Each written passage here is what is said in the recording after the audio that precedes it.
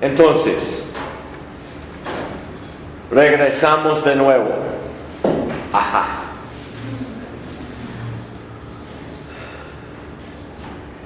Aquí estamos esta tarde, una vez más, para estudiar y escudriñar la Escritura. Y me han tocado de predicar aquí ya después del almuerzo. Entonces, posiblemente necesito usar voz más alta para despertarles. Pero yo sé que tenemos un asunto aquí que es muy importante en la iglesia. Parece en el día de hoy que hemos olvidado cuál es la regeneración. ¿Qué tipo de regeneración vemos alrededor de nosotros? Entonces, vamos a estudiar esta tarde más de la obra del Espíritu Santo en cuanto a la regeneración. Oremos, hermanos. Oh Señor, ayúdanos esta tarde de entender tu palabra. Es la obra de tu Espíritu de abrir nuestros ojos, nuestros oídos, nuestros corazones. Ayúdanos, Señor. Ayúdame, Señor. Yo quiero usar tu palabra correctamente. En el nombre de Cristo Jesús. Amén. Igual que como en la mañana, vamos a mirar a varios pasajes. Y empezamos pues en Primera de Pedro.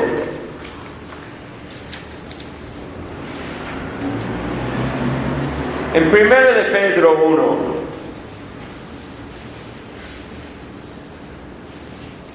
Tenemos aquí, como hablamos antes, nuestro entendimiento del Evangelio necesita empezar con nuestra doctrina. ¿Quién es Dios? ¿Quién es el Espíritu Santo? ¿Cuál es su obra? Entonces vemos aquí, empezando con versículo 1, Pedro, apóstol de Jesucristo, a los expatriados de la dispersión en el Ponto, Galacia, Capadocia, Asia y Bitinia, elegidos según la presencia de Dios Padre en santificación del Espíritu para obedecer y ser rociados con la sangre de Jesucristo, gracia y paz os sean multiplicadas.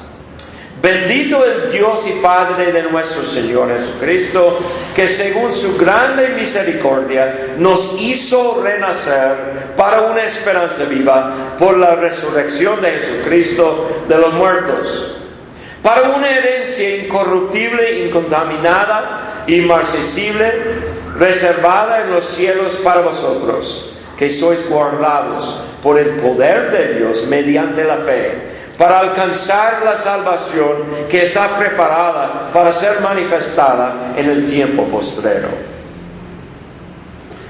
Bueno, pues, empezamos aquí y vemos primeramente que la salvación, el Evangelio, viene de Dios y Dios solo. Pero es un Dios que es una Trinidad. Tenemos aquí las obras en un sentido de las tres personas. En versículo 2, elegidos según la presencia de Dios Padre. Entonces empezamos aquí que la salvación de hombres en un sentido ocurrió antes de la fundación del mundo. Porque somos elegidos según la presencia de Dios. Eso es muy importante de entender. No es solamente que Él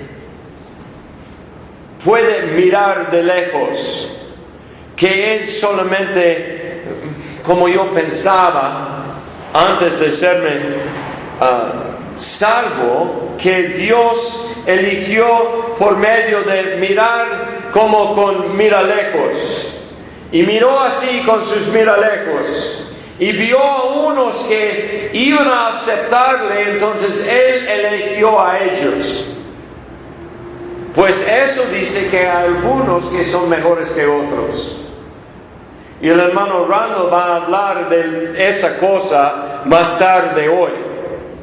Pero sabemos que si miramos a nosotros mismos, sabemos mejor. Eso es que esta palabra que tiene que ver con la presciencia de Dios, no es solamente que Él tiene ciencia, pero también Él tiene conocimiento. Para nosotros de lengua española eso es más fácil de entender. Tenemos dos palabras, ¿verdad? Tenemos saber, que tiene que ver con información más.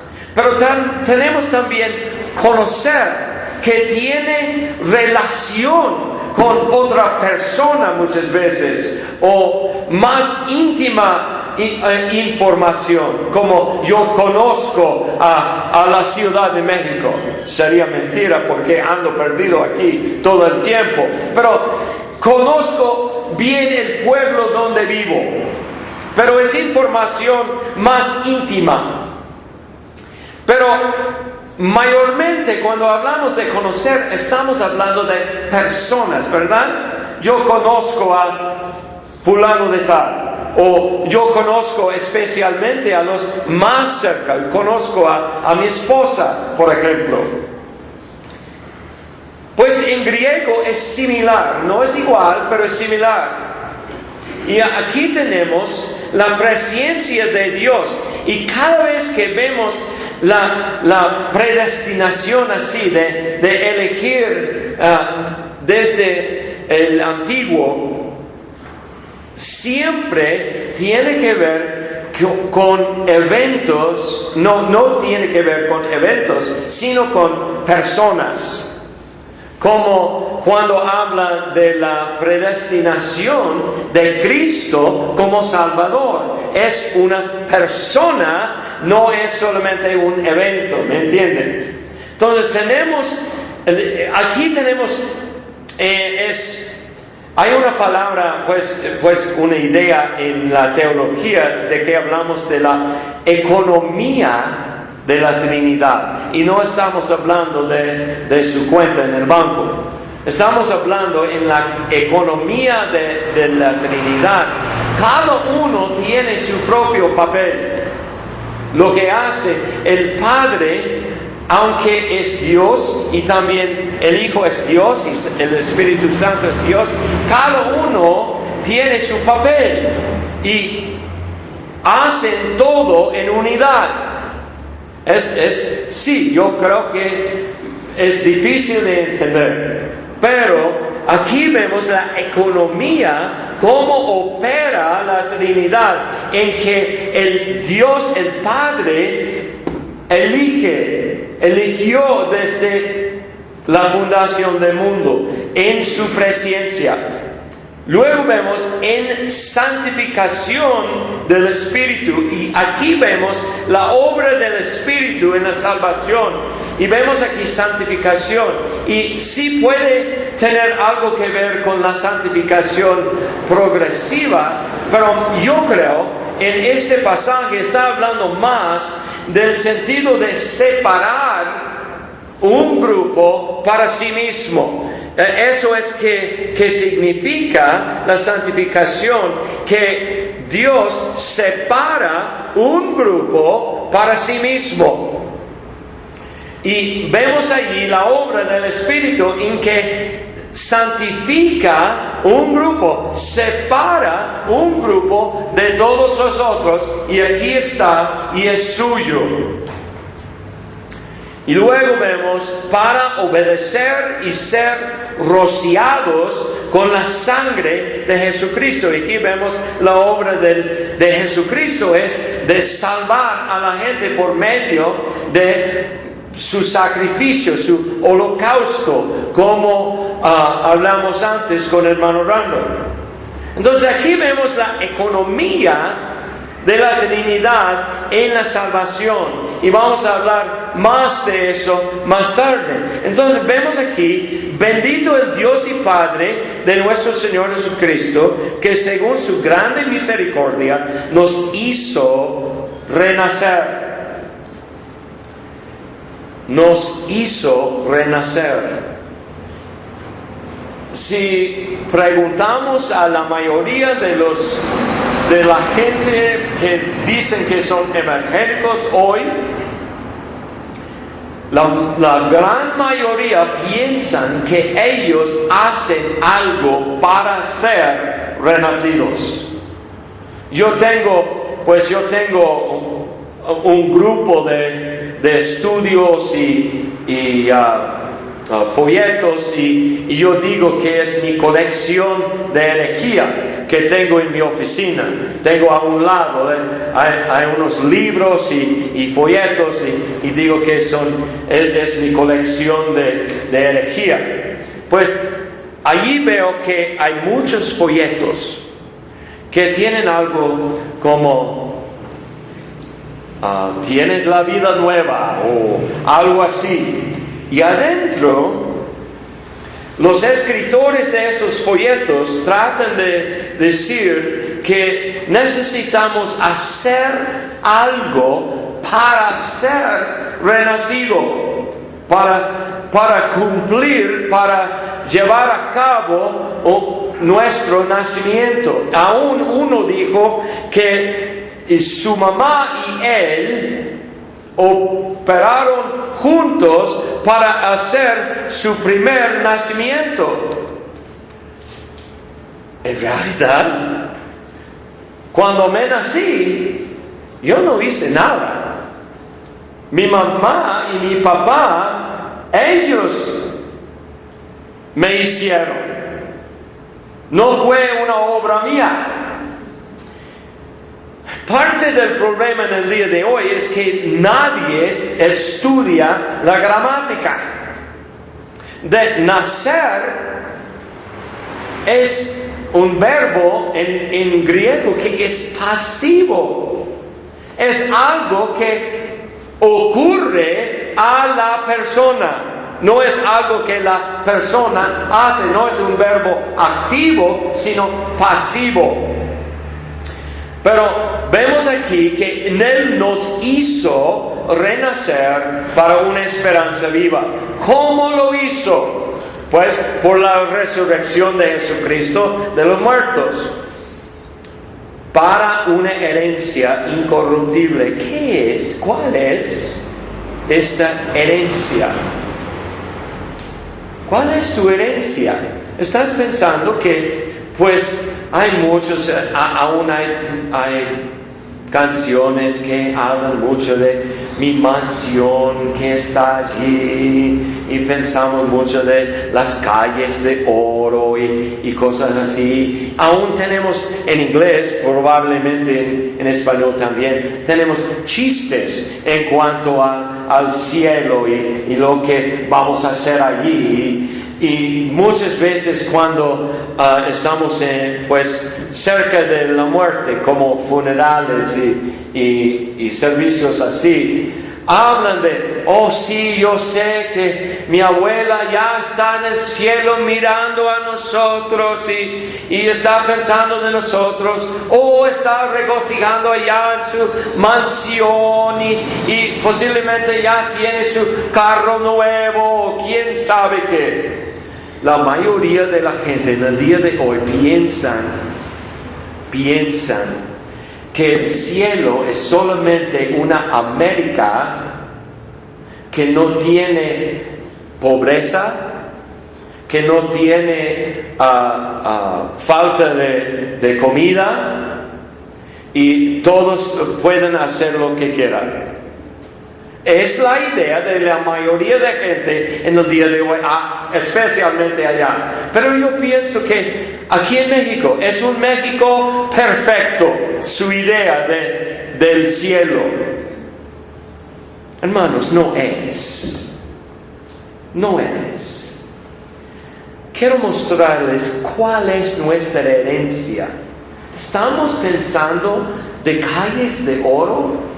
¿Estamos pensando en eso? Les muestro algo. Regresamos a Deuteronomio.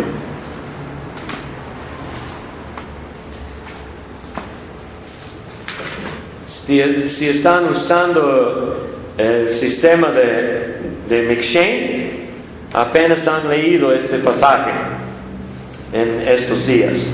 Pero vemos en Deuteronomio capítulo 10. Deuteronomio capítulo 10. Y vemos allí en versículo 8.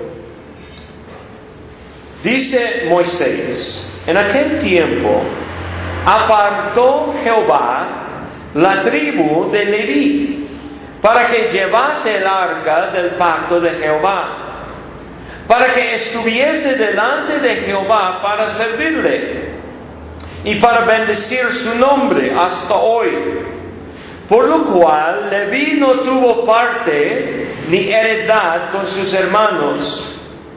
Jehová es su heredad, como Jehová tu Dios le dijo. Jehová fue la heredad de los levitas, el sacerdocio de Israel. Entonces, en el día de hoy, ¿quiénes son los sacerdotes? Y no me digas los que están, pues, aquí probablemente en la misma calle. No. Ya regresamos a Primera de Pedro, pero el segundo capítulo.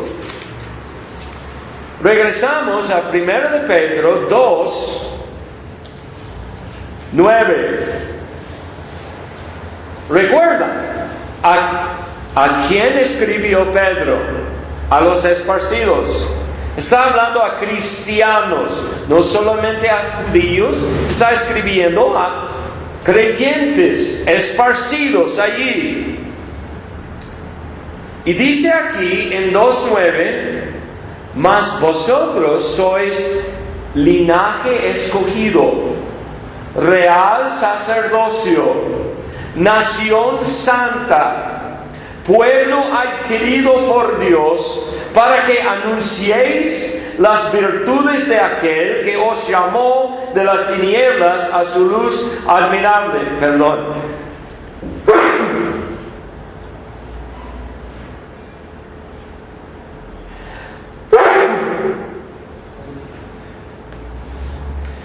En versículo 10: vosotros que en otro tiempo no erais pueblo, pero que ahora sois pueblo de Dios, que en otro tiempo no habíais alcanzado misericordia, pero ahora habéis alcanzado misericordia. Amados, yo os ruego como a extranjeros, peregrinos, que os abstengáis de los deseos carnales que batallan contra el alma. Vemos aquí que ellos fueron escogidos, ¿verdad? ¿Para ser qué? Un pueblo santo para Dios. Y ahora vemos que lo que hizo Dios en la vida de la nación de Israel, ya Él está haciendo en la vida de la nación de todo el mundo, de todo el pueblo del mundo. Y los israelitas eran como ejemplo, como dice Pablo, para nosotros. Entonces vemos qué hizo Dios con Israel. Recordamos de la Pascua. Hablamos un poco de la Pascua más antes. Y pensando en la Pascua, ¿Qué pasó allí?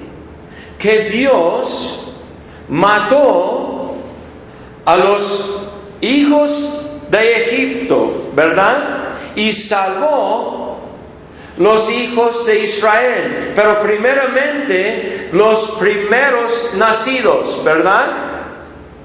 Y si estudiamos los libros de Moisés, vamos a descubrir que Dios dice, yo salvé ustedes de la plaga sobre los egipcios, y yo voy a escoger una tribu para mí mismo en vez de sus primeros nacidos, ¿verdad? Y vemos ahí que Dios está mostrando su elección. Es un ejemplo de su elección. Y Él eligió a la tribu de Leví que sea su sacerdocio. Y ya vemos que nosotros, viendo a Primera de Pedro, Él dice que somos sacerdocio nuevo. Entonces, pensando en esto, ¿has pensado que cuál es tu herencia? Cristo Jesús. Él es nuestra herencia. Él es lo que esperamos. Él es quien queremos ver en el cielo. Yo tengo un ejemplo de nuestra iglesia. Allí tenemos tenemos varios, pero tenemos una viuda en nuestra iglesia, y estuve hablando con ella hace unos años. Y ella me platicó de esto, que cuando perdió su marido, ella me dijo, pues por 1 o 2 años, me quedé triste y enojada. Me enojé con Dios, me enojé con mi marido. ¿Cómo pueden hacer esto a mí? Así pensaba ella, muy triste. Y ella me dijo, después de 1 o 2 años, eso pasó. Y luego la única cosa que yo quería fue mirar de nuevo a mi marido, de encontrarle de nuevo, de escuchar a su voz una vez más. Yo solamente quería estar con él y hablar con él. Y ella me dijo, eso fue un tiempo muy peligroso en su vida. Aún pensaba del suicidio en aquel tiempo, porque quiso siempre estar con su marido. Pero ella, después de decir eso, me dijo algo. Pero pasando esos años, ella dijo, ya entiendo mejor, porque ahora he aprendido que lo que espero no es una vista nueva de mi marido, de este mundo. Mi deseo ya no es para una mansión, no es para calles de oro. Yo espero mirar a mi Salvador.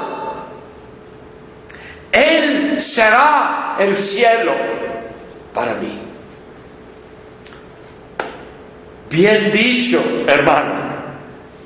Ya entiendo que mi herencia es Cristo Jesús, Cristo mismo. ¿Y cómo pasa eso en la vida del creyente? ¿Cómo ocurre eso?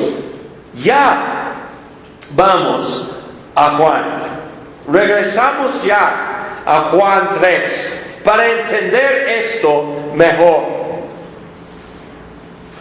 Hemos escuchado tantas veces de este pasaje, pero debemos regresarnos no solamente a Juan 3, pero al contexto. Como hemos hablado antes del contexto, el contexto incluye ¿Qué cosa? Pues capítulo 2 también y aún todo el libro. Pero regresamos a Juan capítulo 2. Y a terminar capítulo 2, vemos en 23, estando en Jerusalén, en la fiesta de la Pascua, muchos creyeron en su nombre, viendo las señales que hacía, pero Jesús mismo no se fiaba de ellos, porque conocía a todos. Y no tenía necesidad de que nadie le diese testimonio del hombre, pues él sabía lo que había en el hombre. Siguiendo, había un hombre de los fariseos que se llamaba Nicodemo, un principal entre los judíos. Ya vemos que el contexto de esto tiene que ver con el corazón de Nicodemo. Pensando en eso, hay muchos en el día de hoy que dicen, yo sé que soy cristiano porque yo acepté a Cristo. ¡Qué bueno! Pero la pregunta es, ¿ha Cristo aceptado a ti? Eso es la pregunta. Y nadie lo hace. ¿Cómo podemos saber si eso es realidad? Entonces, vemos lo que hace Jesús con Nicodemo. Este vino a Jesús de noche y le dijo, Rabí, sabemos que has venido de Dios como maestro, porque nadie puede hacer estas señales que tú haces si no está Dios con él. Respondió Jesús y le dijo, de cierto te digo, que el que no naciere de nuevo, desde lo alto, no puede ver el reino de Dios. Nicodemo le dijo, ¿cómo puede un hombre nacer siendo viejo? ¿Puede acaso entrar por segunda vez en el vientre de su madre y nacer? ¿Qué es el problema aquí? Pues él está interpretando las palabras de Jesús en una manera, como yo digo, literalista. Hay muchos que tratan de tomar versículos afuera de su contexto y poner sobre ellos un sentido literalista, que tiene que ser literal. Pues sabemos que muchas veces no podemos. En realidad pensamos que habrá un día una serpiente que va a salir del mar y con 10 cuernos y todo eso, literalmente. Es obvio que es simbólico, pero aquí vemos que él está tratando de entender, pero su entendimiento hasta este punto no está abierto. Respondió Jesús, de cierto te digo, el que no naciere de agua y del Espíritu no puede entrar en el reino de Dios. ¿Qué es esto? Nacimiento del Espíritu. Lo que es nacido de la carne, carne es. Y lo que es nacido del Espíritu, Espíritu es. No te maravilles de que te dije, os es necesario nacer de nuevo, nacer desde lo alto. El viento y muchos. Aquí voy a empezar a echar piedras. Y yo puedo hacerlo porque soy bautista y estoy hablando de bautistas, pero yo puedo porque soy uno de ellos. Y los bautistas son famosos de hablar mucho del ser renacido, de nacer de nuevo. Y casi nadie de ellos lee versículo 8. El viento sopla de donde quiere y oyes su sonido, mas ni sabes de dónde viene ni a dónde va. así es todo aquel que es nacido del Espíritu. En la regeneración, el poder que opera allí es el poder del Espíritu Santo. El Espíritu Santo usa el Evangelio de Jesucristo y aplica el Evangelio al corazón del hombre y causa el hombre pecaminoso de ser renacido. Es un milagro. Y es algo que Dios hace. No dice nada aquí que, pues no podemos cambiar el viento, ¿verdad? Hace una semana, hermano Chris y yo estuvimos allá al sur de Tampico. Fue, pues, muy caliente allí. Hizo mucho calor. Y fue, pues, difícil para nosotros. Nosotros vivimos allá en Colorado, más fresco, más como desierto y allá mucha humedad. Sufrimos mucho allí, por eso. Pero a veces, predicando allí, fue bajo solamente una carpa allí, como una tienda, una carpa nomás, predicando allí. A veces soplaba el viento. Oh, qué bueno sentía. Pero no pudimos esforzar el viento de hacer nada. Pero a veces pasó el viento y qué bueno sentía. Así es, no podemos controlar el viento y tampoco no podemos controlar el espíritu. Eso es parte del problema de que hablamos antes esta mañana, que hay gente en el día de hoy que piensan que pueden controlar al Espíritu Santo.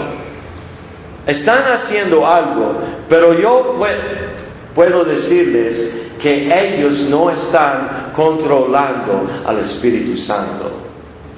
Él es Dios y no es un Dios manso, un Dios como un perrito que podemos guiar donde quiera y decir, haz eso y yo hago otro. No, es Dios, Dios mismo. Entonces vemos en la regeneración que es una obra de santificación, es una obra que separa el hombre de los otros, y es una obra que causa la regeneración. Entonces, pensando así, espérenme un poquito. ¿Qué podemos decir de la regeneración? Si es una obra del Espíritu Santo, es necesario que Él opera. No podemos causar la regeneración más que yo pueda causar a alguien ahí en la ciudad no puedo mandar que ten un bebé.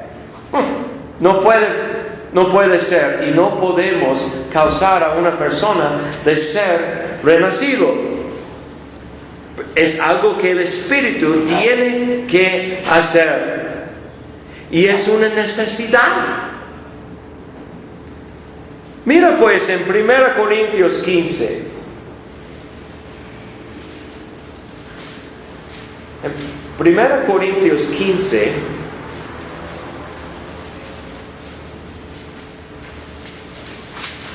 Versículo 50. Pero esto digo, hermanos, que la carne y la sangre no pueden heredar el reino de Dios, ni la corrupción hereda la incorrupción. Entonces, sabiendo esto, que si mi carne no puede heredar el reino, ¿qué necesito? Yo necesito el Espíritu Santo de Dios de hacer algo en mí. Regresando a Juan, ya vemos a Juan 17, para entender esto mejor.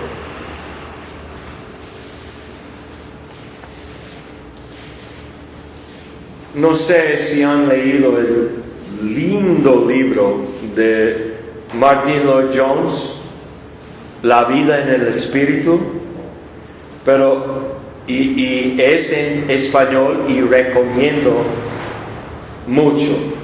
Ha sido una bendición en mi vida. Pero aquel libro es solamente de este capítulo 17 de Juan. Estas cosas habló Jesús y levantando los ojos al cielo dijo: Padre, la hora ha llegado, glorifica a tu Hijo, para que también tu Hijo te glorifique a ti, como le has dado potestad sobre toda carne, para que dé vida eterna a todos los que le diste. Y esta es la vida eterna, que te conozcan a ti, el único Dios verdadero, y a Jesucristo a quien has enviado. Yo te he glorificado en la tierra, he acabado la obra que me diste que hiciese. Ahora pues, Padre, glorifícame tú al lado tuyo, con aquella gloria que tuve contigo antes que el mundo fuese. He manifestado tu nombre a los hombres que del mundo me diste. Tuyos eran, y me los diste, y han guardado tu palabra. Vemos que los creyentes son dados por medio de Dios el Padre a su Hijo. ¿Para qué? Ellos son su herencia y Él es nuestra. Porque Dios ve todo de la iglesia, está en su Hijo. Entonces vemos allí que Él tiene poder, potestad sobre toda carne. Entonces necesitamos que el Espíritu Santo opera en nosotros. Y Él puede, porque Él tiene potestad. Ya llegamos a otra cosa. Necesitamos entender algo más. A veces ponemos dos cosas juntos que no debemos. La regeneración y la conversión no son la misma cosa. No son. Como he hablado antes, muchos piensan que su conversión es su regeneración. Acepté a Cristo, pasé enfrente, hice una oración, algo así, y dicen que es su conversión. No es. Cuando Dios salva el hombre, cuando Dios hace la regeneración por medio del Espíritu Santo operando, como vimos en Juan 3:8, la persona es pasiva, no hace nada. Es como Lázaro allá en el sepulcro. ¿Qué hizo él? Pues nada, porque fue muerto, ¿verdad? Entonces allí el muerto, Cristo viene y dice: Lázaro, ven fuera. ¿Cómo lo hizo? Pues primeramente recibió ¿qué? Vida. Recibió vida. Y es que pasa en la vida del creyente. Regresamos de nuevo a 1 de Pedro 1:23.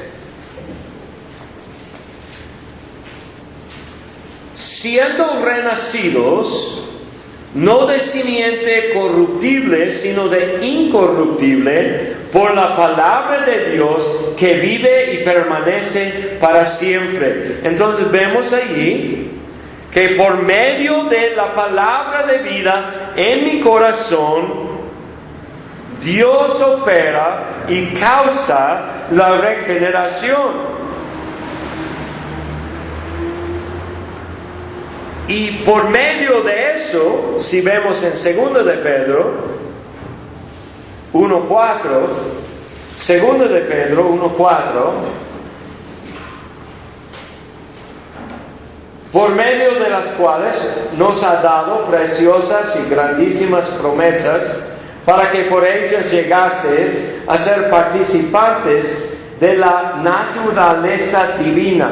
Recibimos una nueva naturaleza, como hablamos antes de las tierras, que la tierra necesita una naturaleza nueva. Entonces, eso es que pasa, y es en nuestra vida natural, como hablamos antes. Cuando yo estaba en el vientre de mi mamá, pues no hice nada. Ahí yo estaba, dormido o qué, no sé, pero ahí pasiva. Pero después de nacerme, ¿qué pasó? ¿Qué empecé de hacer? Pues gritar, llorar, pues comer y otras cosas que no mencionamos. Pero ya algo había pasado. ¿Por qué? Ya yo tenía vida, y después de eso yo empecé a hacer varias cosas, y así es en la conversión. Vemos allí en la vida de Lázaro, allá muerto en su sepulcro, no podía levantarse, no podía pues abrir la puerta, no podía. Cristo viene, ellos quitan la piedra y luego dice: Lázaro, ven fuera. Él pone vida dentro de él. ¿Qué hizo? ¿Se quedó allí? No. Su conversión a vida natural incluía que saliera del sepulcro. ¿Y cómo lo hizo? Pues mágicamente, no, levantó y andó fuera. Y eso es que él respondió a Cristo inmediatamente, con gozo. Y eso es una vista de que Dios hace en la vida de una persona cuando es convertido. Ya renacido, su primer deseo es clamar a Dios, llorar a Dios como el bebé, porque ya sabe dónde está. Ya Lázaro sabía dónde estaba, cubierto de gusanos y inmundicia que no queremos imaginar, pero así es. Ya tenía sentido y ya tiene la mente de decir: ¿por qué estoy acá? Y Cristo dice: ven fuera, y lo hace. No hay tal cosa de una persona que es renacido que no es convertido. Si es renacido, inmediatamente va a huir a Cristo. Y es que hizo Lázaro. Vemos allí un ejemplo de la regeneración. Entonces, hermanos, pensando en eso, ¿qué pasó? ¿Qué pasó en la vida del creyente? Pues ya sintió, ya entendió la misericordia de Dios. Regresamos pues a Ezequiel. En Ezequiel tenemos unos ejemplos de la vida cristiana en realidad, porque vemos allí la motivación de Dios y la salvación, la regeneración viene a través de la compasión, de la misericordia de Dios. Vemos en Ezequiel 16, capítulo 16 de Ezequiel.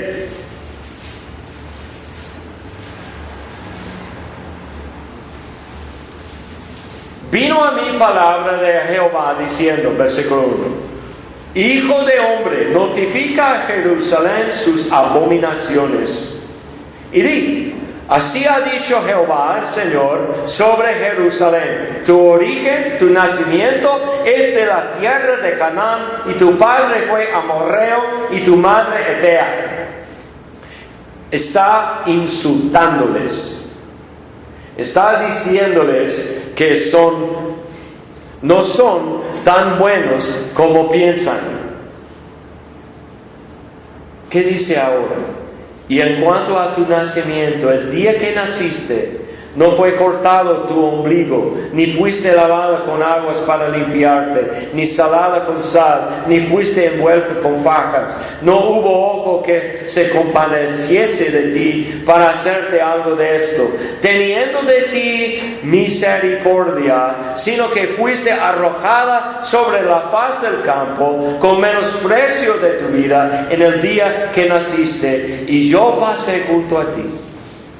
Y te vi sucia en tus sangres. Y cuando estabas en tus sangres, te dije, vive. Si te dije, cuando estabas en tus sangres, vive. Vemos aquí la misericordia de Dios, que nos encuentra en nuestra condición natural. Esta figura aquí es horrible. Parece que está hablando de, en el día de hoy, un aborto. Echado al lado de la calle. Es nuestra condición natural, hermanos. Es nuestra condición. No somos gente muy buena que Dios simplemente quiere ayudar de ser feliz. Dios nos encuentra así, sucia, y Él nos salva por su misericordia solamente. Y por medio de su Espíritu Santo, que pasa sobre el caos, como vimos en Génesis, Él dice que sea la luz. Y alumbra Él a nosotros, a nuestro entendimiento. Y luego, por medio de eso, Él nos llama, y Él nos salva, y Él nos cambia.